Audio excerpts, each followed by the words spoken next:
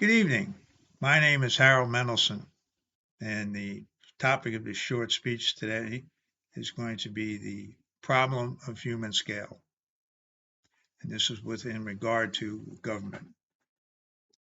Now, if the entity that we are governing is independent and is small, maybe maximum size of 10,000 or so, and the geographic area was relatively short, small, and there was no government over that this was independent, it would be easy to have a direct representative government as prescribed by Aristotle.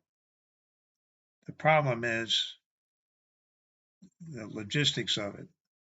Once you get above a certain size and area and a certain size and population, it becomes too unwieldy. Now, throughout the history of Western civilization, we had city-states, we had the Roman Empire, and prior to that, the Roman Republic. We saw the problems there. We saw the rise of Christianity and the leadership of the church. And this was tried to be very dominating in all of the Western civilization governments.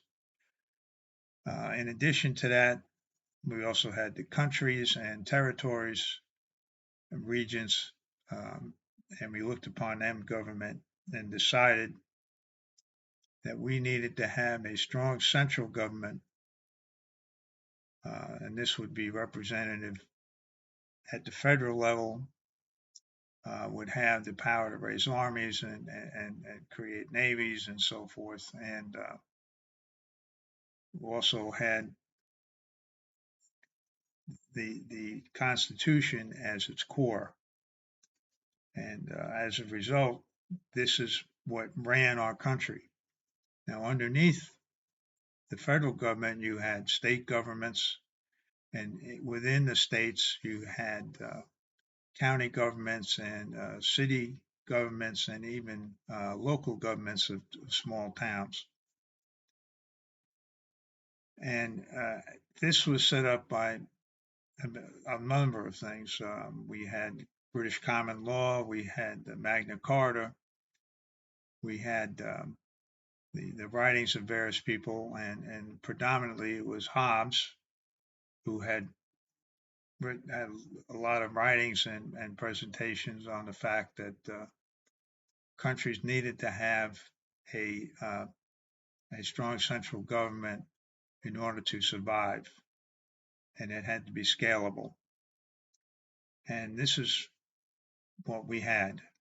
Now, how did we get there? Well, we were colonies of Great Britain. We were being treated unjustly as colonists and felt they no longer had the rights of British citizens, which they were. And so they had to create a Declaration of Independence in 1776.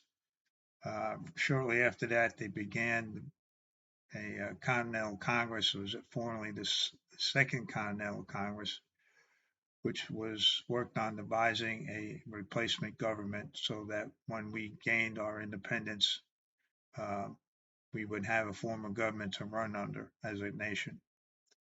The first attempt at the government was the Articles of Confederation, and that was supplanted by the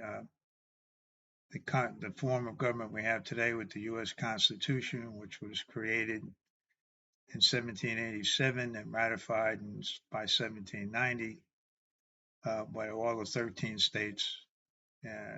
And the other thing that was added to that as amendments was the Bill of Rights. Now, this was set up in a structure that was, as I mentioned, was with Hobbes as using his principles. It took a lot of deliberation, but the government was formed, and it has proven to be scalable.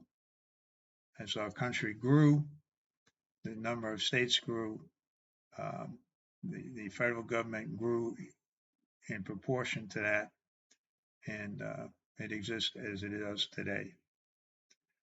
I would like to thank you for watching this, and I am looking forward to your critiques and evaluations of my presentation. Thank you very much and have a good day.